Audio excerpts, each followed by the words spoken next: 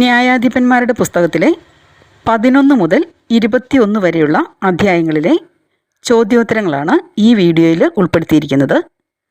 നമ്മുടെ പുസ്തകം എല്ലാവരും വാങ്ങിക്കഴിഞ്ഞുവെന്നും പഠിച്ചു തുടങ്ങിയെന്നും വിശ്വസിക്കുന്നു. ആ പുസ്തകത്തിലെ ചോദ്യോത്തരങ്ങൾ തന്നെയാണ് ഇതിൽ ഉൾപ്പെടുത്തിയിട്ടുള്ളത്. എല്ലാവരും നന്നായി പഠിച്ചതിന് ശേഷം ഈ വീഡിയോ കേൾക്കുന്നതാണ് കൂടുതൽ പ്രയോജനപ്രദമായിട്ടുള്ളത്. അധ്യായം 11. 11-ാം അധ്യായത്തിൽ എത്ര വാക്യങ്ങളുണ്ട്? 40. 11-ാം അധ്യായത്തിൽ എത്ര ഹെഡിങ്ങുകളുണ്ട്? ഹെഡിങ്ങുകൾ ഇല്ല. 11-ാം അധ്യായത്തിൻ്റെ 1-ാം വാക്യത്തിൽ ആരെക്കുറിച്ചാണ് പറയുന്നത്? ജെഫ്തായെക്കുറിച്ച്. ജെഫ്ത ഏത് ദേശക്കാരനായിരുന്നു? ഗിലെയാദ് ദേശക്കാരൻ. 11-1 ജെഫ്തായെ വിശേഷിപ്പിക്കുന്നത് എങ്ങനെ? ശക്തനായ സേനാനി. ജെഫ്ത ആരുടെ പുത്രനായിരുന്നു എന്നാണ് 11-1 പറയുന്നത്? വേശ്യാപുത്രൻ. ജെഫ്തായുടെ പിതാവ് ആര്? ഗിലെയാദ്. ആര് വളർന്നപ്പോഴാണ് ജെഫ്തായെ പുറന്തള്ളിയത്? ഗിലെയാദിൻ്റെ സ്വഭാര്യയിലെ പുത്രന്മാർ. നിനക്ക് എന്ത് ലഭിക്കുവാൻ പാടില്ലെന്നാണ് ഗിലെയാദിൻ്റെ സ്വഭാര്യയിലെ പുത്രന്മാർ ജെഫ്തായോട് പറഞ്ഞത്? ഞങ്ങളുടെ പിതാവിൻ്റെ അവകാശം. നീ ആരാണല്ലോ എന്നാണ് ഗിലെയാദിൻ്റെ പുത്രന്മാർ പറയുന്നത്? അന്യ സ്ത്രീയുടെ മകൻ. ജെഫ്ത തൻ്റെ സഹോദരന്മാരിൽ നിന്ന് ഓടിപ്പോയി ഏത് സ്ഥലത്ത് ചെന്നാണ് താമസിച്ചത്? തോബ് എന്ന സ്ഥലത്ത്. തോബ് എന്ന സ്ഥലത്ത് താമസിച്ച ജെഫ്തായുടെ അവസ്ഥ എന്തായിരുന്നു? ഒരു നീചസംഘം അവനോട് ചേർന്ന് കൊള്ള ചെയ്ത് നടന്നിരുന്നു. ഒരു നീചസംഘം ജെഫ്തായോട് ചേർന്ന് കൊള്ള ചെയ്ത് നടന്നിരുന്ന കാലത്തുണ്ടായ ഏത് സംഭവത്തെക്കുറിച്ചാണ് 11-4 പറയുന്നത്? അമ്മോന്യർ ഇസ്രായേലിനെതിരെ യുദ്ധത്തിന് വന്നു. അമ്മോന്യർ ഇസ്രായേലിനെതിരെ യുദ്ധത്തിന് വന്നപ്പോൾ ഗിലെയാദിലെ ശ്രേഷ്ഠന്മാർ എവിടേക്കാണ് പോയത്? തോബ് ദേശത്തേക്ക്. അമ്മോന്യർ ഇസ്രായേലിനെതിരെ യുദ്ധത്തിന് വന്നപ്പോൾ ഗിലെയാദിലെ ശ്രേഷ്ഠന്മാർ എന്തിനാണ് തോബ് ദേശത്തേക്ക് പോയത്?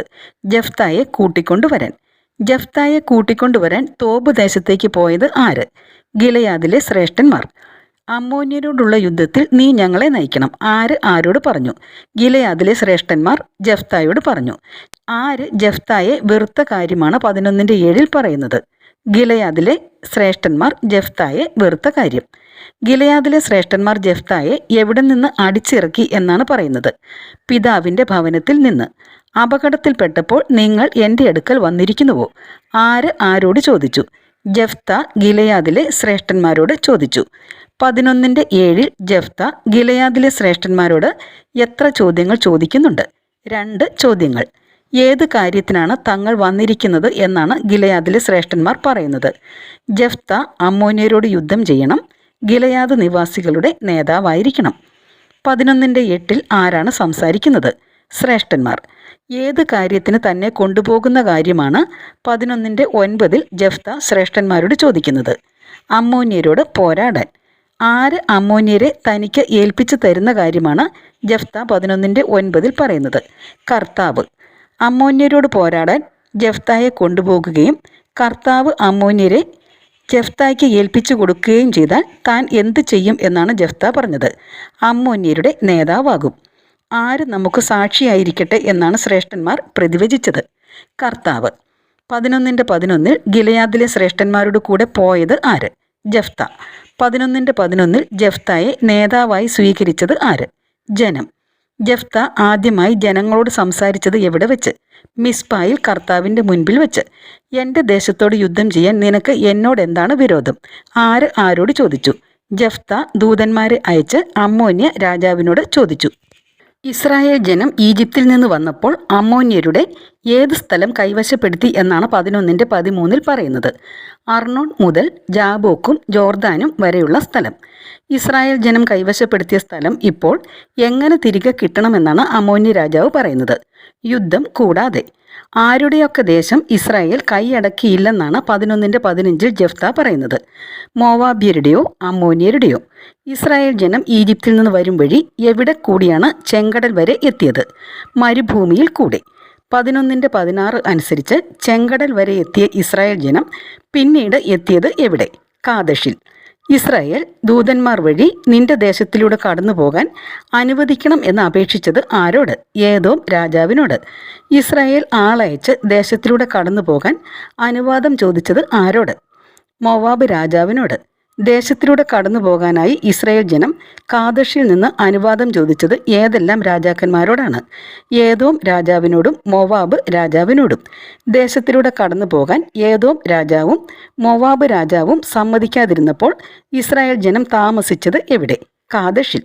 കാദശിൽ താമസിച്ചതിന് ശേഷം ഇസ്രായേൽ ഏതു സ്ഥലത്തു കൂടിയാണ് യാത്ര ചെയ്തത്?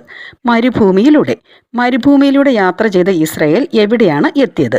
മോവാബിന് കിഴക്ക്. ഏതെല്ലാം സ്ഥലങ്ങൾ ചുറ്റിയാണ് മോവാബിന് കിഴക്ക് എത്തിയത്? ഏദോമും മോവാബും. മോവാബിന് കിഴക്ക് എത്തിയ ഇസ്രായേൽ ജനം എവിടെയാണ് താവളമടിച്ചത്? അർണോന്റെ മറുകര. അവർ എവിടെ പ്രവേശിച്ചതേയില്ല എന്നാണ് 11:18 പറയുന്നത്? മോവാബിൽ. മോവാബിന്റെ അതിർത്തി ഏത്? അർണോൺ. 11:19 ഇസ്രായേൽ ആരുടെ അടുക്കൽ ദൂതന്മാരെ അയച്ച് അവരുടെ ദേശത്തു കൂടി കടന്നു പോകാനുള്ള അനുവാദമാണ് ചോദിക്കുന്നത്? ഹെഷ്ബോണിലെ അമ്മോന്യ രാജാവായ സീഹോന്റെ അടുക്കൽ.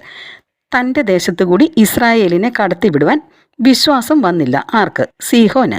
ജനങ്ങളെയെല്ലാം ഒന്നിച്ചുകൂട്ടി യാഹാസിൽ താവളമടിച്ച് ഇസ്രായേലിനോട് പൊരുതിയത് ആര്? സീഹോൻ. എവിടെ താവളമടിച്ചാണ് സീഹോൻ ഇസ്രായേലിനോട് പൊരുതിയത്? യാഹാസിൽ. യാഹാസിൽ താവളമടിച്ച് ഇസ്രായേലിനോട് പൊരുതിയത് ആരാണ്? സീഹോൻ. സീഹോനെയും അവൻ്റെ ജനത്തെയും ഇസ്രായേൽക്കാരുടെ കയ്യിൽ ഏൽപ്പിച്ചത് ആര്? ഇസ്രായേലിൻ്റെ ദൈവമായ കർത്താവ്.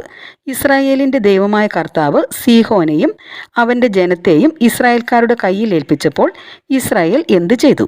സീഹോനെയും അവൻ്റെ ജനത്തെയും പരാജയപ്പെടുത്തി. സീഹോനെയും അവൻ്റെ ജനത്തെയും പരാജയപ്പെടുത്തിയ ഇസ്രായേൽ ആ സ്ഥലത്ത് വസിച്ചിരുന്ന ആരുടെ ദേശമാണ് പിടിച്ചെടുത്തത്? അമോര്യരുടെ. അർണോൺ മുതൽ ഏതു സ്ഥലം വരെയുള്ള അമോര്യയുടെ ദേശമാണ് ഇസ്രായേൽ കൈവശപ്പെടുത്തിയത്? ജാബോക്ക് വരെ. മരുഭൂമി മുതൽ എവിടം വരെയുള്ള അമോര്യരുടെ ദേശം മുഴുവനുമാണ് ഇസ്രായേൽ കൈവശപ്പെടുത്തിയത്? ജോർദാൻ വരെയുള്ള. അർണോൺ മുതൽ ജാബോക്ക് വരെയും മരുഭൂമി മുതൽ ജോർദാൻ വരെയുമുള്ള സ്ഥലം ആരുടേതായിരുന്നു? അമോര്യരുടെ. തൻ്റെ ജനമായ ഇസ്രായേലിൻ്റെ മുൻപിൽ നിന്ന് അമോര്യരെ തുരത്തിയത് ആര് എന്നാണ് 11:22 പറയുന്നത്? ഇസ്രായേലിൻ്റെ ദൈവമായ കർത്താവ്. ആരുടെ ദൈവമാണ് കെമോഷ്? അമ്മോന്യരുടെ. ഞങ്ങൾ എന്ത് കൈവശമാക്കും എന്നാണ് ജെഫ്ത അമോര്യ രാജാവിനോട് പറയുന്നത്? ഞങ്ങളുടെ ദൈവമായ കർത്താവ് ഞങ്ങൾക്ക് ഒഴിപ്പിച്ചു തരുന്നതൊക്കെ. 11:24 കാണുന്ന ദൈവം ഏത്? കെമോഷ്. 11:24 കാണുന്ന സിപ്പോർ ആരാണ്? മോവാബ് രാജാവ്. ബാലാക്ക് ആരാണ്? സിപ്പോറിന്റെ പുത്രൻ. മോവാബ് രാജാവായ സിപ്പോറിന്റെ പുത്രൻ ആരാണ്? ബാലാക്ക്. മോവാബ് രാജാവായ സിപ്പോറിന്റെ പുത്രൻ ബാലാക്കിനേക്കാൾ ശ്രേഷ്ഠനാണോ നീ? ആര്? അമ്മോന്യ രാജാവ്. അവൻ എപ്പോഴെങ്കിലും ഇസ്രായേലിനെ എതിർത്തിട്ടുണ്ടോ? ആര്? ബാലാക്ക്. അവർക്കെതിരെ യുദ്ധത്തിന് ഇറങ്ങിയിട്ടുണ്ടോ? ആര് ആർക്കെതിരെ ഇറങ്ങിയിട്ടുണ്ടോ എന്നാണ് ചോദിക്കുന്നത്? ഇസ്രായേലിനെതിരെ ബാലാക്ക്. 11:25 ജെഫ്ത എത്ര ചോദ്യങ്ങൾ ചോദിക്കുന്നുണ്ട്? 3 ചോദ്യങ്ങൾ ചോദിക്കുന്നുണ്ട്. ഇസ്രായേൽ 300 വർഷം ഏതെല്ലാം സ്ഥലങ്ങളിൽ താമസിച്ചിട്ടുള്ള കാര്യമാണ് 11:26 പറയുന്നത്? ഹെഷ്ബോണിലും അതിൻ്റെ ഗ്രാമങ്ങളിലും, ആരോവേറിലും അതിൻ്റെ ഗ്രാമങ്ങളിലും, അർണോൺ തീരത്തുള്ള എല്ലാ പട്ടണങ്ങളിലും. ഇസ്രായേൽ ഹെഷ്ബോണിലും അതിൻ്റെ ഗ്രാമങ്ങളിലും, ആരോവേറിലും അതിൻ്റെ ഗ്രാമങ്ങളിലും, അർണോൺ തീരത്തുള്ള എല്ലാ പട്ടണങ്ങളിലും 300 വർഷം താമസിച്ച കാലത്ത് നീ എന്ത് ചെയ്തില്ല എന്നാണ് ജെഫ്ത അമ്മോന്യ രാജാവിനോട് ചോദിക്കുന്നത്. അവ വീണ്ടെടുത്തില്ല. ആ നിലയ്ക്ക് എന്നോട് യുദ്ധം ചെയ്യുന്നത് തെറ്റാണ്. ഏത് നിലയ്ക്ക്? ഞാൻ നിന്നോട് ഒരപരാധവും ചെയ്തിട്ടില്ല. ആ നിലയ്ക്ക്. ന്യായാധിപനായ കർത്താവ് ഇന്ന് എവിടെ ന്യായവിധി നടത്തട്ടെ എന്നാണ് ജെഫ്ത പറയുന്നത്? ഇസ്രായേല്യർക്കും അമ്മോന്യർക്കും ഇടയ്ക്ക്. അമ്മോന്യ രാജാവ് വകവെച്ചില്ല. എന്താണ് വകവയ്ക്കാതിരുന്നത്? ജെഫ്തായുടെ സന്ദേശം. 11:29 കർത്താവിൻ്റെ ആത്മാവ് ആവസിച്ചത് ആരിൽ? ജെഫ്തായിൽ. കർത്താവിൻ്റെ ആത്മാവ് ആവസിച്ചപ്പോൾ ജെഫ്ത ഏതെല്ലാം പ്രദേശങ്ങളിലൂടെ കടന്നാണ് അമ്മോന്യരുടെ ദേശത്തേക്ക് പോയത്? ഗിലയാദ്, മനാസെ എന്നിവിടങ്ങളിൽ കൂടി ഗിലയാദിലെ മിസ്പായിലേക്ക് കടന്ന്. ജെഫ്ത കർത്താവിന് ഒരു നേർച്ച നേർന്നതായി കാണുന്നത് ഏത് അധ്യായവാക്യങ്ങളിലാണ്? 11:30. കർത്താവ് അമ്മോന്യരെ ജെഫ്തായുടെ കയ്യിൽ ഏൽപ്പിക്കുമെങ്കിൽ ഏത് ബലി അർപ്പിക്കും എന്നാണ് ജെഫ്ത പറയുന്നത്? ദഹനബലി. ദഹനബലിയായി എന്ത് അർപ്പിക്കുമെന്നാണ് ജെഫ്ത പറയുന്നത്? അമ്മോന്യരെ തോൽപ്പിച്ച് ജേതാവായി തിരികെ ചെല്ലുമ്പോൾ ജെഫ്തായെ എതിരേൽക്കാൻ പടിവാതിൽക്കലേക്ക് ആദ്യം വരുന്നത് ആരായിരുന്നാലും അവൻ ആരുടേതായിരിക്കും എന്നാണ് പറയുന്നത്? കർത്താവിൻ്റേത്. 11:32 എഴുതുക. ജെഫ്ത യുദ്ധം ചെയ്യാൻ അമ്മോന്യരുടെ അതിർത്തി കടന്നു. കർത്താവ് അവരെ അവൻ്റെ കയ്യിൽ ഏൽപ്പിച്ചു. അവൻ അവരെ വകവരുത്തി. ഏത് പട്ടണം മുതൽ എവിടം വരെയാണ് വകവരുത്തിയത്? അരോവേർ മുതൽ മിന്നിത്തിന് സമീപം വരെയും ആബേൽ കെരാമീം വരെയും. അരോവേർ മുതൽ മിന്നിത്തിന് സമീപം വരെയും ആബേൽ കെരാമീം വരെയും എത്ര പട്ടണങ്ങൾ ഉണ്ട്? 20. അമ്മോന്യർ ഇസ്രായേലിന് കീഴടങ്ങുന്നതിന് മുൻപ് എന്ത് നടന്നതായിട്ടാണ് 11:33 പറയുന്നത്? വലിയ കൂട്ടക്കൊല. 11:34 അനുസരിച്ച് ജെഫ്തായുടെ വീട് എവിടെയാണ്? മിസ്പായിൽ. ജെഫ്തായുടെ മകൾ അവനെ എതിരേൽക്കാൻ വന്നത് എങ്ങനെയാണ്? തപ്പുകൊട്ടി നൃത്തം വച്ച്. ജെഫ്തായുടെ മകളെക്കുറിച്ച് 11:34 പറയുന്നത് എന്ത്? അവൾ അവൻ്റെ ഏക സന്താനമായിരുന്നു, വേറെ മകനോ മകളോ അവന് ഇല്ലായിരുന്നു. 11:35 ജെഫ്ത എന്ത് ചെയ്തുകൊണ്ടാണ് മകളോട് സംസാരിക്കുന്നത്? വസ്ത്രം കീറിക്കൊണ്ട്. അയ്യോ മകളെ എന്ന് വിളിച്ച ശേഷം ജെഫ്ത ആദ്യം പറഞ്ഞത് എന്ത്? നീ എന്നെ ദുഃഖത്തിലാഴ്ത്തിയല്ലോ. നീ എന്നെ എങ്ങനെ ആക്കിയിരിക്കുന്നു എന്നാണ് പറയുന്നത്. വല്ലാത്ത വിഷമത്തിൽ ആക്കിയിരിക്കുന്നു. ഞാൻ എന്തു ചെയ്തു പോയി എന്നാണ് ജെഫ്ത പറയുന്നത്. കർത്താവിന് വാക്ക് കൊടുത്തു പോയി. എന്തു ചെയ്യുവാൻ എനിക്ക് സാധിക്കുകയില്ല എന്നാണ് ജെഫ്ത പറയുന്നത്. നേർച്ചയിൽ നിന്ന് പിന്മാറാൻ. എന്തനുസരിച്ച് എന്നോട് ചെയ്തു കൊള്ളുക എന്നാണ് ജെഫ്തായുടെ മകൾ പറഞ്ഞത്. പിതാവേ, അങ്ങ് കർത്താവിന് വാക്ക് കൊടുത്തെങ്കിൽ അതനുസരിച്ച്. കർത്താവ് എന്ത് ചെയ്തല്ലോ എന്നാണ് ജെഫ്തായുടെ മകൾ പറയുന്നത്. ശത്രുക്കളായ അമ്മോന്യരോട് പ്രതികാരം ചെയ്തല്ലോ എന്ന്. എവിടെ പോയി വിലപിക്കുന്ന കാര്യമാണ് 11:37 ജെഫ്തായുടെ മകൾ പറഞ്ഞത്? പർവ്വതങ്ങളിൽ പോയി. ആരോടൊത്താണ് പോകേണ്ടത്? സഖിമാരോടൊത്ത്. എന്തിനെ പ്രതിയാണ് വിലപിക്കുന്നത്? കന്യാത്വത്തെ പ്രതി. എത്ര നാളത്തേക്കാണ് വിലപിക്കേണ്ടത്? 2 മാസത്തേക്ക്. 2 മാസത്തേക്ക് അവളെ അയക്കുന്നതിന് മുൻപ് ജെഫ്ത അവളോട് പറഞ്ഞത് എന്ത്? പൊയ്ക്കൊള്ളുക. ജെഫ്തായുടെ മകൾ ആരോടൊത്താണ് പർവ്വതങ്ങളിൽ താമസിച്ചത്? സഖിമാരോടൊത്ത്.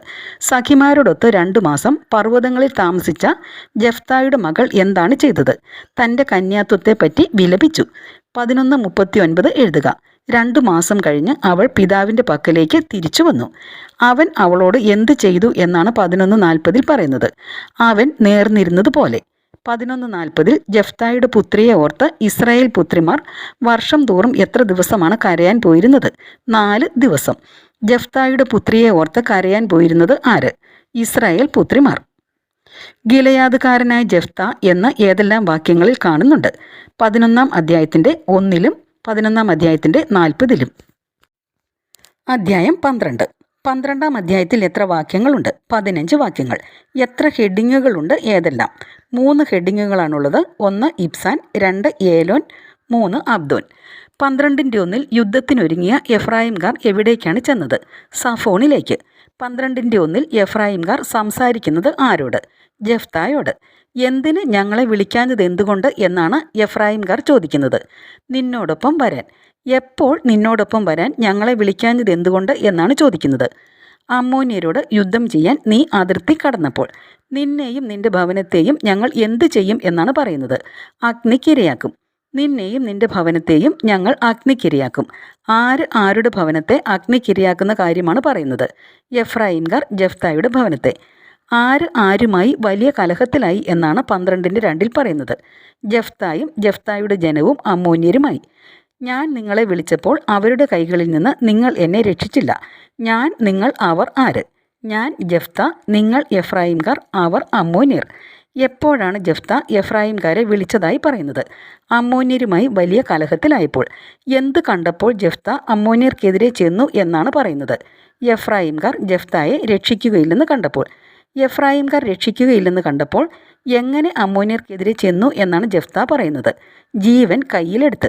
ജീവൻ കയ്യിലെടുത്ത് അമ്മോന്യർക്കെതിരെ ചെന്നപ്പോൾ കർത്താവ് എന്തു ചെയ്തു എന്നാണ് ജെഫ്ത പറയുന്നത്? കർത്താവ് അവരെ എൻ്റെ കയ്യിൽ ഏൽപ്പിക്കുകയും ചെയ്തു. എന്നിട്ടിപ്പോൾ എന്ത് ചെയ്യുന്നുവോ എന്നാണ് ജെഫ്ത ചോദിക്കുന്നത്. നിങ്ങൾ എനിക്കെതിരെ യുദ്ധം ചെയ്യാൻ വരുന്നോ? 12-4 ജെഫ്ത എങ്ങനെയാണ് യുദ്ധം ചെയ്തത്? ഗിലെയാദ്കാരെയെല്ലാം ഒന്നിച്ചു കൂട്ടി. 12-4 ആരോടാണ് ജെഫ്ത യുദ്ധം ചെയ്യുന്നത്? എഫ്രായിമിനോട്. എന്തുകൊണ്ടാണ് ഗിലെയാദ്കാർ എഫ്രായിംകാരെ തകർത്ത് കളഞ്ഞത്? ഗിലെയാദ്കാർ എഫ്രായിമിൻ്റെയും മനാസയുടെയും ഇടയിൽ വെറും അഭയാർത്ഥികളാണെന്ന് എഫ്രായിംകാർ പറഞ്ഞതുകൊണ്ട്. എഫ്രായിംകാരോട് എതിർത്ത് ഗിലെയാദ്കാർ 12:5 പിടിച്ചെടുത്തത് എന്ത്? ജോർദാൻ്റെ കടവുകൾ. എഫ്രായിമിൽ നിന്ന് ആര് ഓടിപ്പോകുന്ന കാര്യമാണ് 12:5 പറയുന്നത്? ഒരു അഭയാർത്ഥി. അഭയാർത്ഥി എന്ത് ചോദിക്കുന്ന കാര്യമാണ് പറയുന്നത്? അക്കരയ്ക്ക് പോയിക്കൊള്ളട്ടെ എന്ന്. അക്കരയ്ക്ക് പോയിക്കൊള്ളട്ടെ എന്ന് ചോദിക്കുന്ന അഭയാർത്ഥിയോട് ഗിലെയാദ്കാർ തിരിച്ചു ചോദിക്കുന്നത് എന്ത്? നീ ഒരു എഫ്രായിംകാരനോ എന്ന്. താൻ എഫ്രായിംകാരനല്ല എന്ന് പറയുന്ന അഭയാർത്ഥിയോട് ഗിലെയാദ്കാർ എന്ത് ഉച്ചരിക്കാനാണ് പറയുന്നത്? ഷിബ്ബോലത്ത് എന്ന്. ഷിബ്ബോലത്ത് എന്ന് ശരിയായി ഉച്ചരിക്കാതെ സിബ്ബോലത്ത് എന്ന് പറയുന്നവനെ ഗിലെയാദുകാർ എന്തു ചെയ്യും? അവനെ പിടിച്ച് ജോർദാൻ്റെ കടവുകളിൽ വെച്ച് കൊല്ലും. ജോർദാൻ്റെ കടവുകളിൽ വെച്ച് അന്നാളുകളിൽ വധിക്കപ്പെട്ടവർ എത്ര പേരാണ്?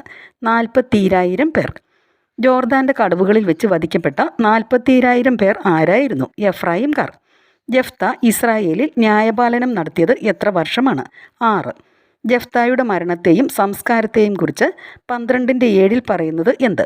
ഗിലെയാദുകാരനായ ജെഫ്ത മരിച്ചു, സ്വന്തം പട്ടണമായ ഗിലെയാദിൽ അടക്കപ്പെട്ടു. ജെഫ്തായ്ക്ക് ശേഷം ഇസ്രായേലിൽ ന്യായപാലനം നടത്തിയത് ആര്? ഇബ്സാൻ. ഇബ്സാൻ ഏത് ദേശക്കാരനായിരുന്നു? ബേത്ലഹേംകാരൻ. ഇബ്സാന് എത്ര പുത്രന്മാർ ഉണ്ടായിരുന്നു? 30. ഇബ്സാന് എത്ര പുത്രിമാർ ഉണ്ടായിരുന്നു? 30. ഇബ്സാൻ്റെ 30 പുത്രിമാരെക്കുറിച്ച് 12:9 പറയുന്നത് എന്ത്? സ്വന്തം കുലത്തിന് വെളിയിൽ വിവാഹം കഴിച്ചു കൊടുത്തിരുന്നവർ. 30 പുത്രന്മാരെയും 30 പുത്രിമാരെയും കൂടാതെ ഇബ്സാന് ഉണ്ടായിരുന്നത് ആര്? തൻ്റെ പുത്രന്മാർക്ക് വേണ്ടി കുലത്തിന് വെളിയിൽ നിന്ന് സ്വീകരിച്ച 30 പുത്രിമാർ. ഇബ്സാൻ എത്ര വർഷം ഇസ്രായേലിൽ ന്യായപാലനം നടത്തി? 7 വർഷം. ഇബ്സാൻ അടക്കപ്പെട്ടത് എവിടെ? ബേത്ലഹേമിൽ. ഇബ്സാന് ശേഷം വന്ന ന്യായാധിപൻ ആര്? ഏലോൻ. ഏലോൻ ഏതു ദേശക്കാരനായിരുന്നു? സെബുലൂൺകാരൻ. ഏലോൻ എത്രാമത്തെ ന്യായാധിപനാണ്? 10ാമത്തെ. ഏലോൻ ഇസ്രായേലിൽ എത്ര വർഷമാണ് ന്യായപാലനം നടത്തിയത്? 10. ഏലോൻ സംസ്കരിക്കപ്പെട്ടത് എവിടെ? സെബുലൂൺ ദേശത്ത് അയ്യാലോണിൽ. ഏലോന് ശേഷം ഇസ്രായേലിൽ ന്യായവിധി നടത്തിയത് ആര്? അബ്ദോൻ. ഹില്ലേൽ ഏത് ദേശക്കാരനായിരുന്നു? പിറത്തോൻ.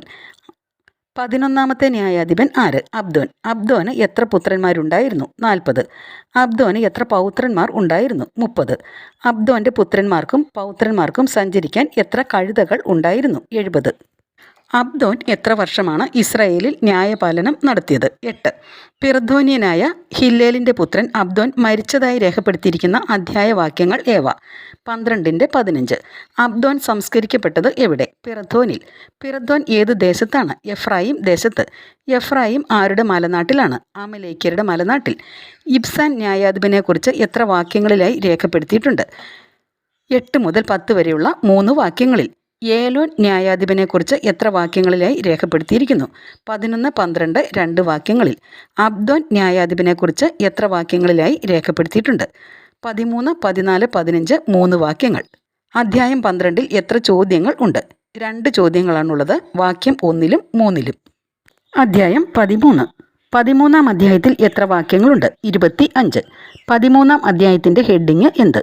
സാംസന്റെ ജനനം. 13-ാം അധ്യായം ആരംഭിക്കുന്നത് എങ്ങനെ? ഇസ്രായേൽ ജനം വീണ്ടും കർത്താവിൻ്റെ മുൻപിൽ തിന്മ ചെയ്തു. ഇസ്രായേൽ ജനം വീണ്ടും കർത്താവിൻ്റെ മുൻപിൽ തിന്മ ചെയ്തപ്പോൾ അവിടുന്ന് അവരെ എത്ര വർഷത്തേക്ക് ആരുടെ കൈകളിൽ ഏൽപ്പിച്ചു? 40 വർഷത്തേക്ക് ഫിലിസ്ത്യരുടെ. 13-ാം അധ്യായം 2-ാം വാക്യത്തിൽ ആരെയെല്ലാം കുറിച്ച് പറയുന്നു? മനോവയെയും ഭാര്യയെയും കുറിച്ച്. 13:2 അനുസരിച്ച് മനോവ എവിടെയുള്ള ആളായിരുന്നു? സോറായിൽ. മനോവയുടെ ഗോത്രം ഏത്? ദാൻ ഗോത്രം. മനോവയുടെ ഭാര്യയെക്കുറിച്ച് 13:2 എന്തെല്ലാം പറയുന്നുണ്ട്? വന്ധ്യയായിരുന്നു, മക്കളില്ലായിരുന്നു. 13:3 മനോവയുടെ ഭാര്യയ്ക്ക് പ്രത്യക്ഷപ്പെട്ടത് ആര്? കർത്താവിൻ്റെ ദൂതൻ. 13:3 കർത്താവിൻ്റെ ദൂതൻ മനോവയുടെ ഭാര്യയോട് പറയുന്നത് എന്തെല്ലാം? നീ വന്ധ്യയാണ്, നിനക്ക് മക്കളില്ല, നീ ഗർഭം ധരിച്ച് ഒരു പുത്രനെ പ്രസവിക്കും. നീ ഗർഭം ധരിച്ച് ഒരു പുത്രനെ പ്രസവിക്കും, അതുകൊണ്ട് നീ സൂക്ഷിക്കണം. 13:4 അനുസരിച്ച് എന്തൊക്കെയാണ് സൂക്ഷിക്കേണ്ടത്? വീഞ്ഞോ വീര്യമുള്ള പാനീയങ്ങളോ കുടിക്കരുത്, അശുദ്ധമായതൊന്നും ഭക്ഷിക്കുകയുമരുത്. മനോവയുടെ ഭാര്യ ഗർഭം ധരിച്ച് പ്രസവിക്കുന്ന പുത്രൻ അനുഷ്ഠിക്കേണ്ട എത്ര കാര്യങ്ങളാണ് 13:5 പറയുന്നത്? 1. അവൻ്റെ തലയിൽ ക്ഷൗരക്കത്തി തൊടരുത്. 2. ജനനം മുതൽ ദൈവത്തിന് നാസിർ വ്രതക്കാരനായിരിക്കണം. അവൻ എന്ത് ആരംഭിക്കും എന്നാണ് 13:5 പറയുന്നത്? ഫിലിസ്ത്യരുടെ കയ്യിൽ നിന്ന് ഇസ്രായേലിനെ വിടുവിക്കാൻ ആരംഭിക്കും. മനോവയുടെ ഭാര്യ തൻ്റെ അടുത്ത് ആര് വന്നതായാണ് ഭർത്താവിനോട് പറഞ്ഞത്? ഒരു ദൈവപുരുഷൻ. ദൈവപുരുഷൻ്റെ മുഖത്തെപ്പറ്റി മനോവയുടെ ഭാര്യ പറയുന്നത് എന്താണ്? അവൻ്റെ മുഖം ദൈവദൂതൻ്റേതുപോലെ പേടിപ്പെടുത്തുന്നതാണ്. താൻ അവനോട് എന്തു ചോദിച്ചില്ല എന്നാണ് അവൾ പറയുന്നത്. എവിടെ നിന്ന് വരുന്നു എന്ന്. അവൻ എന്ത് പറഞ്ഞതുമില്ല എന്നാണ് പറയുന്നത്. പേര് പറഞ്ഞതുമില്ല. മനോവയുടെ ഭാര്യ എന്ത് കുടിക്കരുതെന്നാണ് ദൂതൻ പറയുന്നത്? വീഞ്ഞോ വീര്യമുള്ള പാനീയങ്ങളോ. എന്ത് ഭക്ഷിക്കരുത് എന്ന് പറയുന്നു? അശുദ്ധമായതൊന്നും. 13:7 അനുസരിച്ച് ബാലൻ ആജീവനാന്തം ദൈവത്തിന് നാസിർ വ്രതക്കാരനായിരിക്കും. ബാലൻ ആര്? മനോവയുടെ പുത്രൻ. ആജീവനാന്തം ഡാഷ് ആയിരിക്കും. 13:7 അനുസരിച്ച് പൂരിപ്പിക്കുക. ബാലൻ ആജീവനാന്തം ദൈവത്തിന് നാസിർ വ്രതക്കാരൻ ആയിരിക്കും. 13:8 ആരുടെ പ്രാർത്ഥനയാണ് രേഖപ്പെടുത്തിയിട്ടുള്ളത്? മനോവയുടെ പ്രാർത്ഥന. ആര് വീണ്ടും തങ്ങളുടെ അടുത്ത് വരണം എന്നാണ് മനോവയുടെ പ്രാർത്ഥന? കർത്താവ് അയച്ച ദൈവപുരുഷൻ. കർത്താവ് അയക്കുന്ന ദൈവപുരുഷൻ ഞങ്ങളുടെ അടുക്കൽ വന്ന് എന്ത് അറിയിക്കാൻ ഇടയാക്കണം എന്നാണ് മനോവ പ്രാർത്ഥിക്കുന്നത്? ജനിക്കാനിരിക്കുന്ന ശിശുവിന് വേണ്ടി ഞങ്ങൾ എന്താണ് ചെയ്യേണ്ടത് എന്ന്. മനോവയുടെ പ്രാർത്ഥന ഡാഷ് കേട്ടു. 13:9 അനുസരിച്ച് പൂരിപ്പിക്കുക. ദൈവം കേട്ടു. മനോവയുടെ ഭാര്യയുടെ അടുത്തേക്ക് രണ്ടാമത് വന്നത് ആര്? ദൈവദൂതൻ. മനോവയുടെ ഭാര്യ എവിടെ ആയിരിക്കുമ്പോഴാണ് ദൈവദൂതൻ രണ്ടാമത് വന്നത്? വയലിൽ ആയിരിക്കുമ്പോൾ. വയലിലായിരിക്കുമ്പോൾ ദൈവദൂതൻ വീണ്ടും ഡാഷ് അടുത്ത് വന്നു. 13:9 അനുസരിച്ച് പൂരിപ്പിക്കുക. സ്ത്രീയുടെ അടുത്ത്. ദൈവദൂതൻ സ്ത്രീയുടെ അടുത്ത് വന്നപ്പോൾ അവളുടെ കൂടെ ആര് ഉണ്ടായിരുന്നില്ല എന്നാണ് 13:9 പറയുന്നത്? ഭർത്താവായ മനോവ. ദൈവദൂതൻ അടുത്ത് വന്നപ്പോൾ അവൾ ഓടിച്ചെന്ന് സംസാരിച്ചത് ആരോട്? ഭർത്താവിനോട്. തൻ്റെ അടുത്ത് ആര് വീണ്ടും പ്രത്യക്ഷപ്പെട്ടിരിക്കുന്നു എന്നാണ് അവൾ പറഞ്ഞത്? കഴിഞ്ഞ ദിവസം വന്ന ആൾ. കഴിഞ്ഞ ദിവസം വന്നയാൾ വീണ്ടും എന്തു ചെയ്തിരിക്കുന്നു എന്നാണ് പറഞ്ഞത്? പ്രത്യക്ഷപ്പെട്ടിരിക്കുന്നു. മനോവ എഴുന്നേറ്റ് ഭാര്യയുടെ പിന്നാലെ ചെന്ന് ദൈവദൂതനോട് ചോദിച്ചത് എന്ത്? ഇവളോട് സംസാരിച്ചവൻ നീ തന്നെയോ? 13-ാം അധ്യായത്തിൽ കാണുന്ന ആദ്യ ചോദ്യം എന്ത്? ഇവളോട് സംസാരിച്ചവൻ നീ തന്നെയോ? 13:11 ദൈവദൂതൻ്റെ മറുപടി എന്ത്? ഞാൻ തന്നെ. 13:12 സംസാരിക്കുന്നത് ആര്? മനോവ. ബാലൻ്റെ ജീവിതചര്യ എങ്ങനെ ആയിരിക്കണം? എപ്പോൾ? നിന്റെ വാക്കുകൾ നിറവേറുമ്പോൾ. നിന്റെ വാക്കുകൾ നിറവേറുമ്പോൾ ഡാഷ് എങ്ങനെയായിരിക്കണം? 13:12 അനുസരിച്ച് പൂരിപ്പിക്കുക. ബാലൻ്റെ ജീവിതചര്യ. 13:12 മനോവയുടെ രണ്ടാമത്തെ ചോദ്യം എന്ത്? അവൻ എന്താണ് ചെയ്യേണ്ടത്? 13:13 മനോവയോട് സംസാരിക്കുന്നത് ആര്? കർത്താവിൻ്റെ ദൂതൻ. ഞാൻ ആരോട് പറഞ്ഞതെല്ലാം അവൾ പാലിക്കട്ടെ എന്നാണ് കർത്താവിൻ്റെ ദൂതൻ പറയുന്നത്? സ്ത്രീയോട്. എന്ത് അവൾ ഭക്ഷിക്കരുത് എന്നാണ് കർത്താവിൻ്റെ ദൂതൻ പറയുന്നത്? മുന്തിരിയിൽ നിന്നുള്ളതൊന്നും. എന്ത് കുടിക്കരുത് എന്നാണ് പറയുന്നത്? വീഞ്ഞോ ലഹരി പദാർത്ഥമോ. എന്ത് തിന്നുകയും അരുത് എന്നാണ് പറയുന്നത്? അശുദ്ധമായതൊന്നും. അവൾ എന്ത് പാലിക്കണം എന്നാണ് പറയുന്നത്? ഞാൻ അവളോട് കൽപ്പിച്ചതൊക്കെ. 13:15 മനോവ കർത്താവിൻ്റെ ദൂതനോട് പറയുന്നത് എന്ത്? ഞാൻ ഒരു ആട്ടിൻകുട്ടിയെ പാകം ചെയ്യുന്നതുവരെ നിൽക്കണമേ. നീ പിടിച്ചു നിർത്തിയാലും നിന്റെ ഭക്ഷണം ഞാൻ കഴിക്കുകയില്ല. ആര് ആരോട് പറഞ്ഞു? കർത്താവിൻ്റെ ദൂതൻ മനോവയോട് പറഞ്ഞു. കർത്താവിന് എന്ത് അർപ്പിക്കുവാനാണ് കർത്താവിൻ്റെ ദൂതൻ മനോവയോട് പറയുന്നത്? ദഹനബലി. എന്ത് കർത്താവിന് ദഹനബലിയായി അർപ്പിക്കുവാനാണ് കർത്താവിൻ്റെ ദൂതൻ പറയുന്നത്? നീ പാകം ചെയ്യുന്നെങ്കിൽ അത്. മനോവ എന്താണ് അറിഞ്ഞിരുന്നില്ല എന്ന് 13:16 പറയുന്നത്? കർത്താവിൻ്റെ ദൂതനാണ് അവൻ എന്ന്. നിന്റെ പേര് എന്ത്? ആര് ആരോട് ചോദിച്ചു? മനോവ കർത്താവിൻ്റെ ദൂതനോട്. നീ പറഞ്ഞതുപോലെ സംഭവിക്കുമ്പോൾ ഞങ്ങൾ നിന്നെ എന്ത് ചെയ്യണമല്ലോ എന്നാണ് മനോവ പറയുന്നത്? ഞങ്ങൾ നിന്നെ ബഹുമാനിക്കണമല്ലോ. എൻ്റെ പേര് അത്ഭുതകരമായിരിക്കെ നീ അത് ചോദിക്കുന്നതെന്തിന്?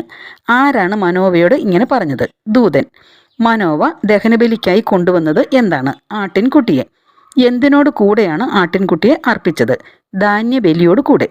ധാന്യബലിയോട് കൂടെ ആട്ടിൻകുട്ടിയെ ആർക്കാണ് അർപ്പിച്ചത്? അത്ഭുതം പ്രവർത്തിക്കുന്നവനായ കർത്താവിന്. മനോവ ധാന്യബലിയോട് കൂടെ ആട്ടിൻകുട്ടിയെ വെച്ചത് എവിടെ? പാറപ്പുറത്ത്. എവിടെ നിന്നാണ് അഗ്നിജ്വാല ആകാശത്തിലേക്ക് ഉയർന്നത്? ബലിപീഠത്തിൽ നിന്ന്. മനോവയും ഭാര്യയും നോക്കി നിൽക്കെ സംഭവിച്ചത് എന്ത്? കർത്താവിൻ്റെ ദൂതൻ ബലിപീഠത്തിലെ അഗ്നിജ്വാലയിലൂടെ ഉയർന്നു പോയി. കർത്താവിൻ്റെ ദൂതൻ ബലിപീഠത്തിലെ അഗ്നിജ്വാലയിലൂടെ ഉയർന്നു പോയപ്പോൾ മനോവയും ഭാര്യയും ചെയ്തത് എന്ത്? നിലത്ത് കമിഴ്ന്നു വീണു. 13:21 ആരംഭിക്കുന്നത് എങ്ങനെ? അവൻ മനോവയ്ക്കും ഭാര്യയ്ക്കും പിന്നീട് പ്രത്യക്ഷപ്പെട്ടില്ല. മനോവയ്ക്ക് വ്യക്തമായ കാര്യം എന്ത്? അത് കർത്താവിൻ്റെ ദൂതൻ ആയിരുന്നു എന്ന്. 13:22 മനോവ ഭാര്യയോട് പറയുന്നത് എന്ത്? ദൈവത്തെ കണ്ടതുകൊണ്ട് നാം തീർച്ചയായും മരിക്കും. കർത്താവ് എന്ത് സ്വീകരിച്ച കാര്യമാണ് 13:23 മനോവയുടെ ഭാര്യ പറയുന്നത്? ദഹനബലിയും ധാന്യബലിയും. നമ്മെ കൊല്ലണമെന്ന് ഉദ്ദേശിച്ചിരുന്നെങ്കിൽ കർത്താവ് നമ്മുടെ കയ്യിൽ നിന്ന് എന്തു സ്വീകരിക്കുകയില്ലായിരുന്നു എന്നാണ് മനോവയുടെ ഭാര്യ പറയുന്നത്? ദഹനബലിയും ധാന്യബലിയും. നമ്മെ കൊല്ലണമെന്ന് ഉദ്ദേശിച്ചിരുന്നെങ്കിൽ കർത്താവ് എന്തൊക്കെ ചെയ്യുമായിരുന്നില്ല എന്നാണ് മനോവയുടെ ഭാര്യ പറഞ്ഞത്? നമ്മുടെ കയ്യിൽ നിന്ന് ദഹനബലിയും ധാന്യബലിയും സ്വീകരിക്കുകയോ ഇക്കാര്യങ്ങൾ കാണിച്ചു തരികയോ അറിയിക്കുകയോ ചെയ്യുമായിരുന്നില്ല. മനോവയുടെ കുട്ടിക്ക് സാംസൺ എന്ന് പേരിട്ടതായി കാണുന്നത് ഏത് അധ്യായത്തിലും വാക്യത്തിലുമാണ്? 13:24. മനോവയുടെ കുട്ടിയെക്കുറിച്ച് 13:24 എന്തെല്ലാം പറയുന്നുണ്ട്? സാംസൺ എന്ന് അവന് പേരിട്ടു, കുട്ടി വളർന്നു, കർത്താവ് അവനെ അനുഗ്രഹിച്ചു. കർത്താവിൻ്റെ ആത്മാവ് സാംസണിൽ പ്രവർത്തിച്ചു തുടങ്ങിയത് എവിടെ വെച്ച്? സോറായ്ക്കും എഷ്താവോലിനും മധ്യേയുള്ള മഹനേദാനിൽ വെച്ച്. സോറായ്ക്കും എഷ്താവോലിനും മധ്യേയുള്ള മഹനേദാനിൽ വെച്ച് സാംസണിൽ പ്രവർത്തിച്ചു തുടങ്ങിയത് ആര്? കർത്താവിൻ്റെ ആത്മാവ്. അധ്യായം 14. 14-ാം അധ്യായത്തിൽ എത്ര വാക്യമുണ്ട്? 20 വാക്യങ്ങൾ. 14-ാം അധ്യായത്തിൻ്റെ ശീർഷകം എന്ത്? സാംസന്റെ വിവാഹം. സാംസൺ എവിടേക്ക് പോയതായാണ് 14:1 കാണുന്നത്? തിമ്നായിലേക്ക്. തിമ്നായിൽ വെച്ച് സാംസൺ കണ്ടത് ആരെ? ഒരു ഫിലിസ്ത്യ യുവതിയെ.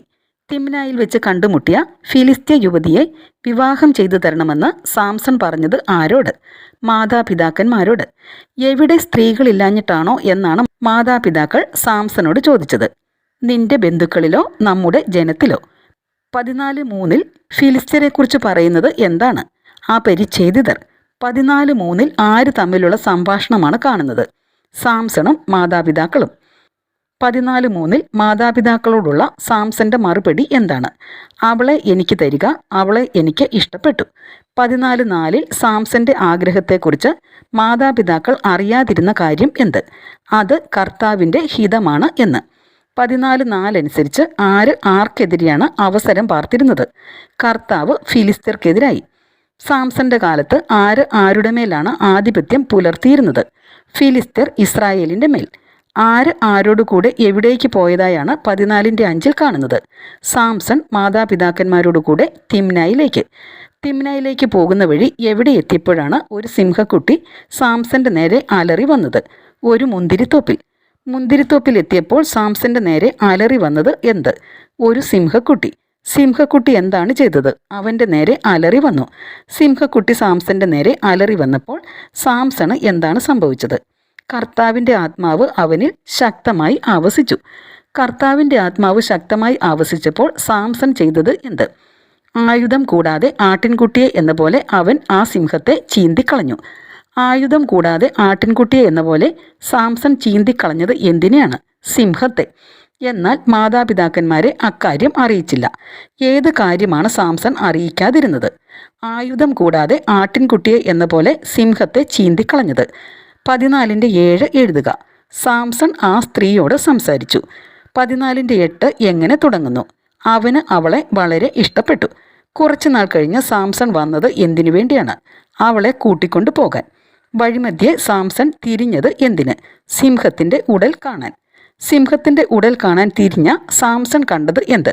സിംഹത്തിൻ്റെ ശരീരത്തിൽ ഒരു തേൻകൂട്. സിംഹത്തിൻ്റെ ശരീരത്തിൽ തേൻകൂട് കണ്ട സാംസൺ ചെയ്തത് എന്ത്? അവൻ അത് അടർത്തിയെടുത്ത് ഭക്ഷിച്ചുകൊണ്ട് മാതാപിതാക്കളുടെ അടുത്തെത്തി അവർക്കും കൊടുത്തു. അവരും ഭക്ഷിച്ചു. എന്നാൽ അവൻ അവരോട് പറയാതിരുന്ന കാര്യം എന്ത്? ചത്ത സിംഹത്തിൻ്റെ ഉടലിൽ നിന്നാണ് തേൻ എടുത്തത് എന്ന്. 14:10 യുവതിയുടെ വീട്ടിലേക്ക് പോയത് ആര്? അവൻ്റെ പിതാവ്. പിതാവ് യുവതിയുടെ വീട്ടിലേക്ക് പോയപ്പോൾ യുവാക്കന്മാർ ചെയ്യുന്ന പതിവനുസരിച്ച് സാംസൺ ചെയ്തത് എന്ത്? സാംസൺ അവിടെ ഒരു വിരുന്ന് നടത്തി. സാംസനെ കണ്ടപ്പോൾ അവിടുത്തുകാർ എത്ര പേരെയാണ് അവന് തോഴരായി കൊടുത്തത്? 30 പേരെ. ഞാൻ നിങ്ങളോട് എന്തു പറയാം എന്നാണ് സാംസൺ തോഴരോട് പറഞ്ഞത്? ഒരു കടംകഥ. എത്ര ദിവസത്തിനകമാണ് കടംകഥയുടെ ഉത്തരം പറയേണ്ടത്? വിരുന്നിൻ്റെ 7 ദിവസത്തിനകം. കടംകഥയുടെ ഉത്തരം പറയുന്നവർക്കുള്ള സാംസന്റെ വാഗ്ദാനം എന്തായിരുന്നു? ഓരോ ചണവസ്ത്രവും വിശേഷ വസ്ത്രവും. ഉത്തരം പറയാൻ സാധിക്കാതെ വന്നാൽ തോഴർ എന്തു ചെയ്യണം? 30 ചണവസ്ത്രവും അത്രയും വിശേഷ വസ്ത്രവും സാംസണ് കൊടുക്കണം. 14:13 സാംസന്റെ വാക്കുകൾ കേട്ടപ്പോൾ തോഴർ പറഞ്ഞത് എന്ത്? നിന്റെ കടംകഥ കേൾക്കട്ടെ. 14:14 സാംസന്റെ കടംകഥ എന്തായിരുന്നു? ഭോക്താവിൽ നിന്ന് ഭോജനവും മല്ലനിൽ നിന്ന് മാധുര്യവും പുറപ്പെട്ടു. സാംസന്റെ കടംകഥ കേട്ടിട്ടും തോഴരുടെ പ്രതികരണം എന്തായിരുന്നു? 3 ദിവസമായിട്ടും കടംകഥയുടെ പൊരുൾ അവർക്ക് പിടികിട്ടിയില്ല. സാംസന്റെ തോഴർ അവൻ്റെ ഭാര്യയോട് സംസാരിച്ചത് ഏത് ദിവസമാണ്? 4-ാം ദിവസം. ഭർത്താവിനെ വശീകരിച്ച് എന്തു ചെയ്യുക എന്നാണ് തോഴർ സാംസന്റെ ഭാര്യയോട് പറഞ്ഞത്? കടംകഥയുടെ പൊരുളറിഞ്ഞ് ഞങ്ങളോട് പറയുക. കടംകഥയുടെ പൊരുളറിഞ്ഞ് പറഞ്ഞില്ലെങ്കിൽ എന്തു ചെയ്യുമെന്നാണ് അവർ പറയുന്നത്? നിന്നെ കുടുംബത്തോടെ ചുട്ടരിക്കും. എന്തിനു വേണ്ടിയാണോ നിങ്ങൾ ഞങ്ങളെ ക്ഷണിച്ചു വരുത്തിയത് എന്നാണ് അവർ ചോദിച്ചത്. ദരിദ്രരാക്കാനാണോ? സാംസന്റെ ഭാര്യ അവനോട് സംസാരിച്ചത് എങ്ങനെ? കരഞ്ഞുകൊണ്ട്. നിനക്കെന്നോട് ഡാഷ്, എന്നെ ഡാഷ്. 14:16 അനുസരിച്ച് പൂരിപ്പിക്കുക. നിനക്കെന്നോട് വെറുപ്പാണ്, എന്നെ സ്നേഹിക്കുന്നില്ല. എൻ്റെ ആളുകളോട് നീ ഒരു കടം കഥ പറഞ്ഞിരിക്കുന്നു, എന്നാൽ എന്തു ചെയ്തില്ല എന്നാണ് ഭാര്യ പറയുന്നത്. അത് എന്തെന്ന് എന്നോട് പറഞ്ഞില്ല. 14:16 സാംസന്റെ മറുപടി എന്തായിരുന്നു? എൻ്റെ മാതാപിതാക്കന്മാരോട് പോലും ഞാനത് പറഞ്ഞിട്ടില്ല, പിന്നെ അത് നിന്നോട് പറയുമോ? ഏതു ദിവസം വരെയാണ് ഭാര്യ അവനോട് കേണു ചോദിച്ചത്? വിരുന്ന് അവസാനിക്കുന്ന 7-ാം ദിവസം വരെ. അവളുടെ നിർബന്ധം മൂലം സാംസൺ എന്തു ചെയ്തു? അവൻ അവൾക്ക് അത് വെളിപ്പെടുത്തി. കടംകഥയുടെ രഹസ്യം വെളിപ്പെടുത്തി കിട്ടിയപ്പോൾ സാംസന്റെ ഭാര്യ ചെയ്തത് എന്ത്? അവൾ അത് തൻ്റെ ആളുകളോട് പറഞ്ഞു. 14:18 പട്ടണവാസികൾ സാംസന്റെ അടുത്ത് വന്നത് എപ്പോൾ? 7-ാം ദിവസം സൂര്യാസ്തമയത്തിന് മുൻപ് സാംസന്റെ അടുത്ത് വന്നത് ആര്? പട്ടണവാസികൾ. എന്തിനേക്കാൾ മാധുര്യമുള്ളത് എന്ത് എന്നാണ് പട്ടണവാസികൾ സാംസനോട് ചോദിച്ചത്? തേനിനേക്കാൾ. സിംഹത്തേക്കാൾ ഡാഷ് ആര്? പൂരിപ്പിക്കുക. കരുത്തുള്ളത്. 7-ാം ദിവസം സൂര്യാസ്തമയത്തിന് മുൻപ് പട്ടണവാസികൾ വന്ന് സാംസണോട് പറഞ്ഞത് എന്ത്? തേനിനേക്കാൾ മാധുര്യമുള്ളത് എന്ത്? സിംഹത്തേക്കാൾ കരുത്തുള്ളത് ആര്? 14:18 കടംകഥയുടെ ഉത്തരം കേട്ട സാംസന്റെ മറുപടി എന്തായിരുന്നു? എൻ്റെ പശുക്കിടാവിനെ കൊണ്ട് ഉഴുതില്ലായിരുന്നെങ്കിൽ കടംകഥയുടെ സാരം നിങ്ങൾ മനസ്സിലാക്കുകയില്ലായിരുന്നു. 14:19 കർത്താവിൻ്റെ ആത്മാവ് സാംസണിൽ വന്നത് എങ്ങനെ? ശക്തിയോടെ. 14:19 സാംസണിൽ ശക്തിയോടെ വന്നത് ആര്? കർത്താവിൻ്റെ ആത്മാവ്. കർത്താവിൻ്റെ ആത്മാവ് ശക്തിയോടെ വന്നപ്പോൾ സാംസൺ എവിടേക്കാണ് ചെന്നത്? അഷ്കലോണിലേക്ക്. അഷ്കലോൺ പട്ടണത്തിലെ എത്ര പേരെയാണ് സാംസൺ കൊന്നത്? 30 പേരെ. 14:19 സാംസൺ ആർക്കാണ് വിശേഷ വസ്ത്രങ്ങൾ കൊടുക്കുന്നത്? കടംകഥയുടെ സാരം പറഞ്ഞവർക്ക്. കർത്താവിൻ്റെ ആത്മാവ് അവൻ്റെ മേൽ ശക്തിയോടെ വന്നപ്പോൾ സാംസൺ എങ്ങനെയാണ് തൻ്റെ വാക്ക് പാലിച്ചത്? അഷ്കലോണിൽ ചെന്ന് പട്ടണത്തിലെ 30 പേരെ കൊന്ന് കൊള്ളയടിച്ച് കടംകഥയുടെ സാരം പറഞ്ഞവർക്ക് വിശേഷ വസ്ത്രങ്ങൾ കൊടുത്തു. കോപാക്രാന്തനായ സാംസൺ എവിടേക്കാണ് പോയത്? തൻ്റെ പിതാവിൻ്റെ ഭവനത്തിലേക്ക്. സാംസന്റെ ഭാര്യ ആരുടെ ഭാര്യയായി? അവൻ്റെ മണവാള തോഴൻ്റെ. 14-ാം അധ്യായത്തിൽ കാണുന്ന ആദ്യത്തെ ചോദ്യം ആരുടേതാണ്? സാംസന്റെ മാതാപിതാക്കന്മാരുടേത്. അധ്യായം 15. 15-ാം അധ്യായത്തിൽ എത്ര വാക്യങ്ങളുണ്ട്? 20 വാക്യങ്ങൾ. 15-ാം അധ്യായത്തിൻ്റെ ഹെഡിങ് എന്ത്? ഫിലിസ്ത്യരെ തോൽപ്പിക്കുന്നു. സാംസൺ ഭാര്യയെ സന്ദർശിക്കാൻ ചെന്നത് എന്നാണ് 15-ാം അധ്യായത്തിൽ പറയുന്നത്? കുറേ നാൾ കഴിഞ്ഞ്. ഏത് കാലത്താണ് സാംസൺ ഭാര്യയെ സന്ദർശിക്കാൻ ചെന്നത്? ഗോതമ്പ് വിളവെടുപ്പ് കാലത്ത്. ഭാര്യയെ സന്ദർശിക്കാൻ എന്തുമായിട്ടാണ് സാംസൺ ചെന്നത്? ഒരാട്ടിൻകുട്ടിയുമായി. 15:1 സാംസൺ പറയുന്നത് എന്ത്? ഞാൻ എൻ്റെ ഭാര്യയുടെ ശയനമുറിയിൽ പ്രവേശിക്കട്ടെ. ഭാര്യയുടെ ശയനമുറിയിൽ പ്രവേശിക്കാൻ സാംസനെ അനുവദിക്കാതിരുന്നത് ആര്? പിതാവ്. സാംസന്റെ ഭാര്യയുടെ പിതാവ് അവളെ അവൻ്റെ കൂട്ടുകാരന് കൊടുക്കാൻ കാരണമെന്ത്? സാംസൺ അവളെ അതിയായി വെറുക്കുന്നു എന്ന് വിചാരിച്ച്.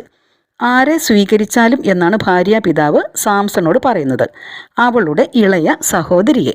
എന്തുകൊണ്ട് അവളുടെ ഇളയ സഹോദരിയെ സ്വീകരിച്ചാലും എന്നാണ് സാംസന്റെ ഭാര്യാപിതാവ് പറയുന്നത്? അവളുടെ ഇളയ സഹോദരി അവളേക്കാൾ സുന്ദരിയായതുകൊണ്ട്. 15:3 സാംസന്റെ മറുപടി എന്ത്?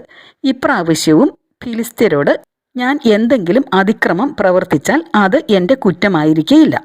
15:4 സാംസൺ ചെയ്യുന്നത് എന്ത്?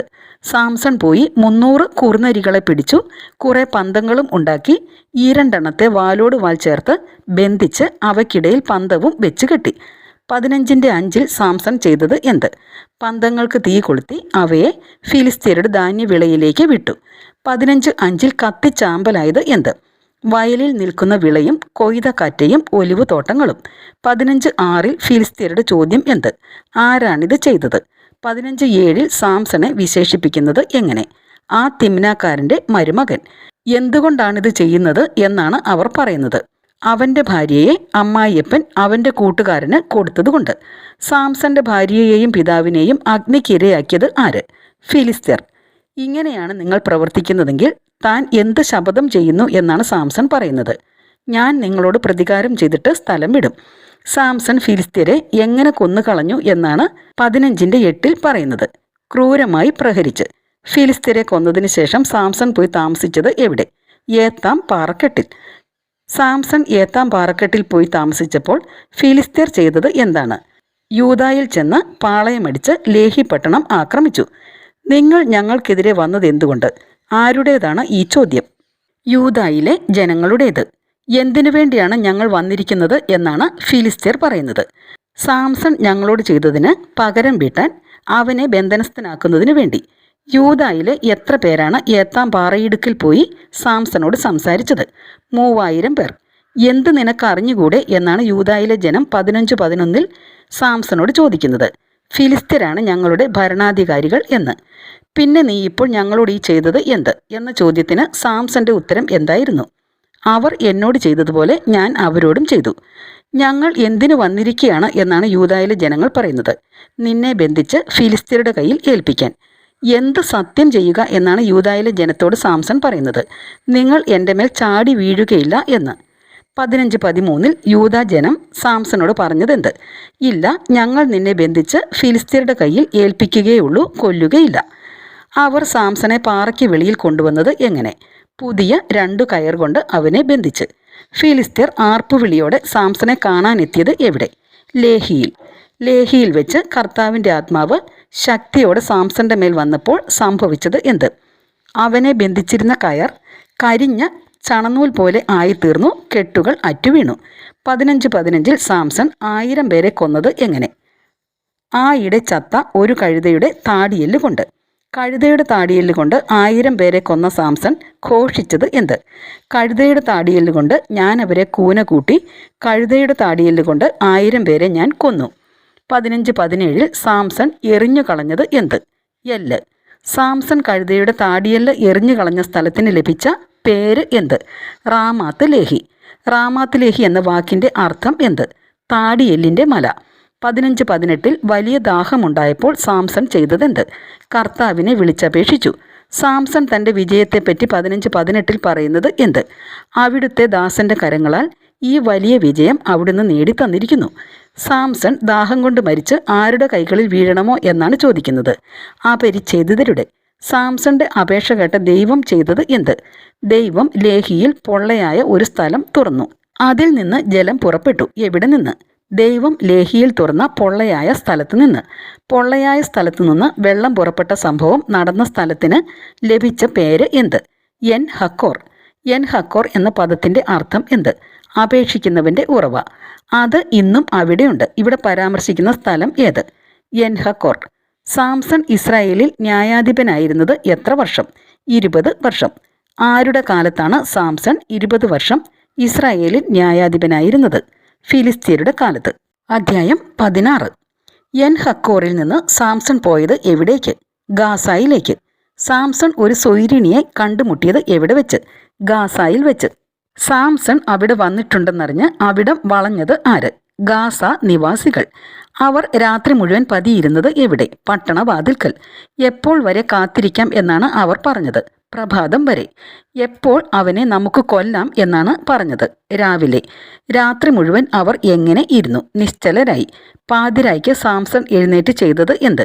പട്ടണ പടിപ്പുരയുടെ വാതിൽ കട്ടിളക്കാലോടുകൂടി പറിച്ചെടുത്ത് തോളിൽ വെച്ച് ഹെബ്രോന്റെ മുൻപിലുള്ള മലമുകളിലേക്ക് പോയി. സാംസൺ എന്ത് പറിച്ചെടുത്തതായാണ് 16:3 കാണുന്നത്? പട്ടണ പടിപ്പുരയുടെ വാതിൽ. പട്ടണ പടിപ്പുരയുടെ വാതിൽ എങ്ങനെയാണ് പറിച്ചെടുത്തത്? കട്ടിളക്കാലോട് കൂടെ. ഏത് സ്ഥലത്തിന് മുൻപിലുള്ള മലമുകളിലേക്കാണ് പോയത്? ഹെബ്രോന്റെ. 16-ാം അധ്യായത്തിൻ്റെ ആദ്യ ഹെഡിങ് എന്ത്? സാംസണും ദലീലായും. സാംസണും ദലീലായും എന്ന ഹെഡിങ്ങിന് കീഴിൽ എത്ര വാക്യങ്ങളുണ്ട്? 4 മുതൽ 22 വരെയുള്ള 19 വാക്യങ്ങൾ. സാംസൺ സ്നേഹിച്ച സ്ത്രീയുടെ പേര് എന്ത്? ദലീല. ദലീല എവിടെയുള്ള സ്ത്രീയാണ്? സോറേക്ക് താഴ്വരയിൽ. സാംസണെ നീ വശീകരിക്കണം. ആരോട് പറഞ്ഞു? ഫിലിസ്തീരുടെ നേതാക്കന്മാർ ദലീലയോട്. എന്ത് എവിടെ സ്ഥിതി ചെയ്യുന്നു എന്ന് അറിയണം എന്നാണ് ഫിലിസ്തീരുടെ നേതാക്കന്മാർ ദലീലയോട് പറഞ്ഞത്? സാംസന്റെ ശക്തി. ഏതൊക്കെ കാര്യങ്ങൾ മനസ്സിലാക്കണം എന്നാണ് ഫിലിസ്തീരുടെ നേതാക്കന്മാർ ദലീലയോട് പറഞ്ഞത്? അവൻ്റെ ശക്തി എവിടെ സ്ഥിതി ചെയ്യുന്നു? അവനെ എങ്ങനെ കീഴടക്കി ബന്ധിക്കാം? പ്രതിഫലമായി എന്തു നൽകാം എന്നാണ് ഫിലിസ്തീരുടെ നേതാക്കന്മാർ ദലീലയോട് പറഞ്ഞത്? 1100 വെള്ളി നാണയം. 16-6 സാംസണോട് ദലീല പറഞ്ഞത് എന്തെല്ലാം? 1. നിന്റെ ഈ വലിയ ശക്തിയെല്ലാം എവിടെ സ്ഥിതി ചെയ്യുന്നു? 2. നിന്നെ എങ്ങനെ ബന്ധിച്ച് കീഴടക്കാം? എന്തു ചെയ്താൽ എൻ്റെ ശക്തി കുറഞ്ഞ് ഞാൻ മറ്റു മനുഷ്യരെ പോലെയാകും എന്നാണ് 16:7 സാംസൺ പറഞ്ഞത്. ഉണങ്ങാത്ത പുതിയ 7 ഞാൺ കൊണ്ട് ബന്ധിച്ചാൽ. 16:8 ഉണങ്ങാത്ത പുതിയ 7 ഞാൺ കൊണ്ടുവന്നത് ആര്?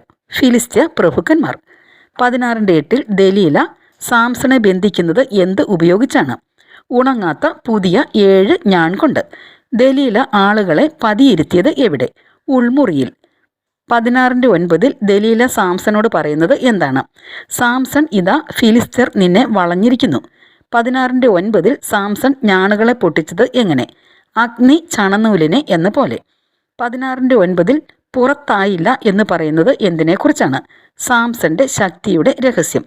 നീ എന്നെ കബളിപ്പിച്ചു, എന്നോട് നുണ പറഞ്ഞു. ആരാണ് ഇങ്ങനെ പറഞ്ഞത്? ദലീല.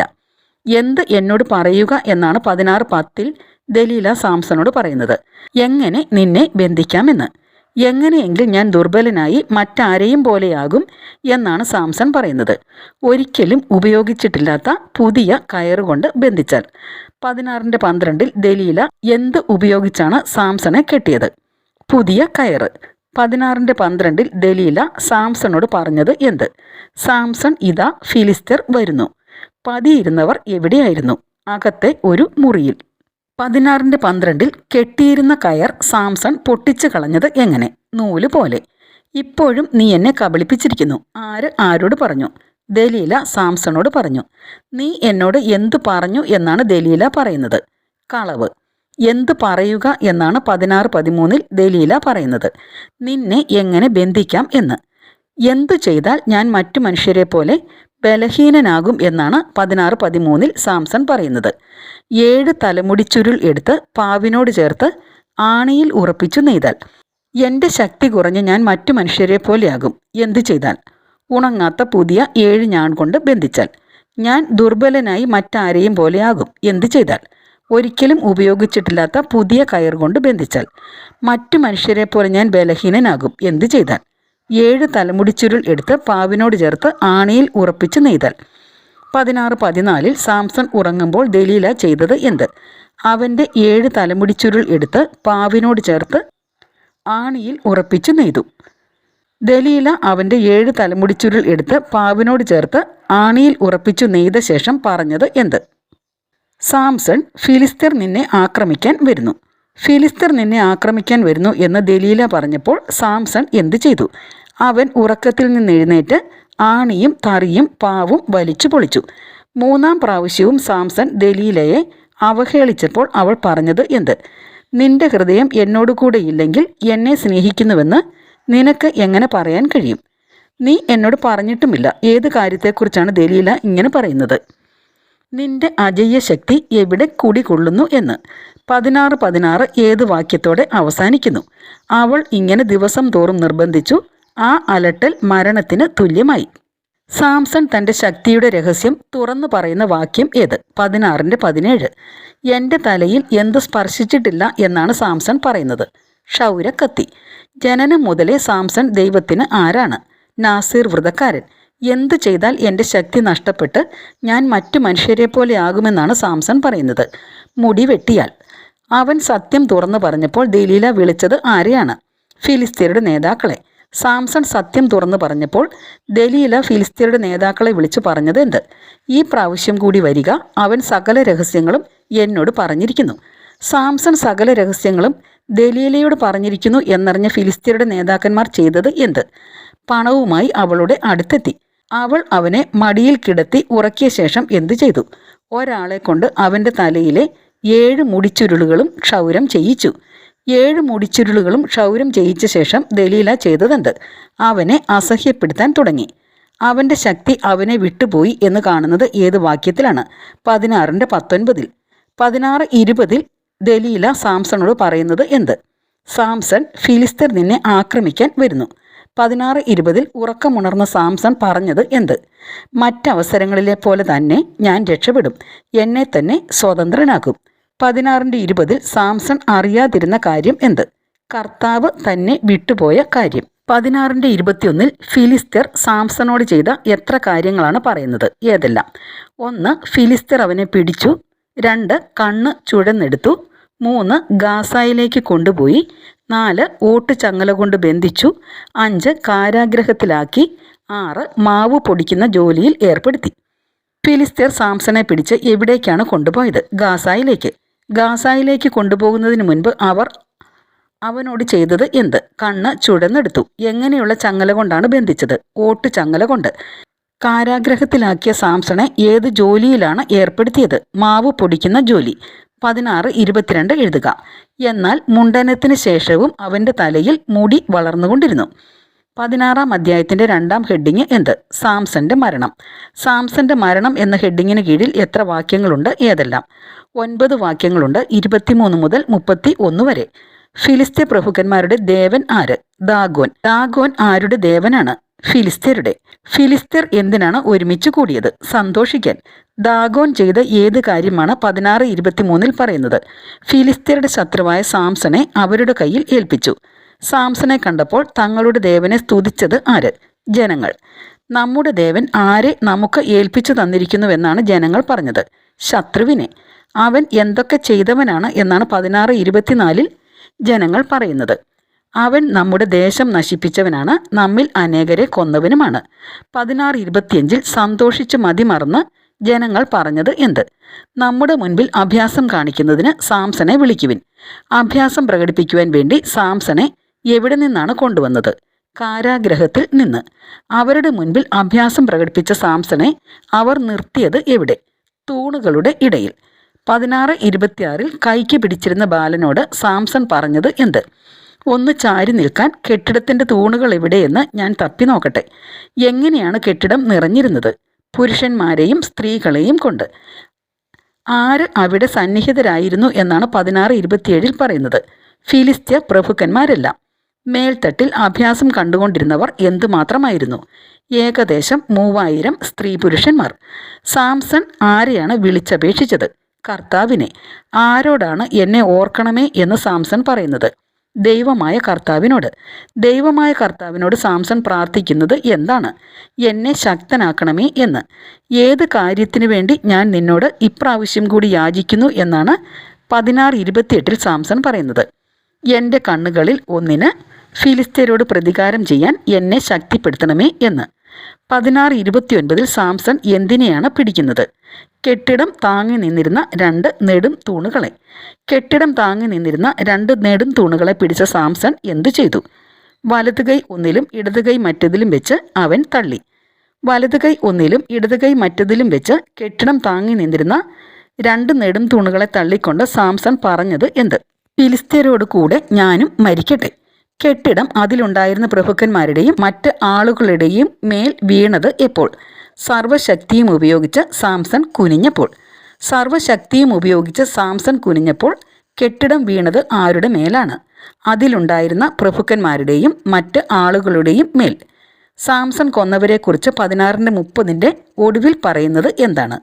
മരണസമയത്ത് അവൻ കൊന്നവർ ജീവിച്ചിരിക്കുമ്പോൾ കൊന്നവരെക്കാൾ അധികമായിരുന്നു.